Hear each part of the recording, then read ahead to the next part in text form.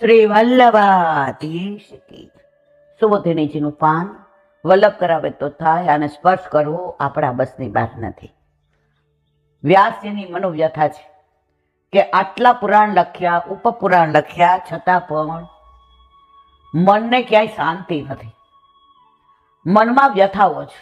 તો એ વ્યથા પોતે સરસ્વતી નદીને કિનારે એકલા બેઠા બેઠા મનોમંથન કરે છે. હવે આ દેહમાં રહેલા આત્માને દેહાભિમાન હોવાથી તેને ક્યારેય પણ સંતોષ કે તૃપ્તિ થતી નથી. અને ચ પદ વાપરીને એમ કહ્યું છે કે મનને પણ શાંતિ થતી નથી. જેમ દેહાભિમાની આત્મા દેહ વિશ્વની પૂર્તિ થતા સંતોષ પામે છે, તેવી જ રીતે અંતઃકરણ અભિમાની વ્યક્તિ અંતઃકરણ સંબંધી વિષયોની પૂર્તિ થતા સંતોષ પામે છે.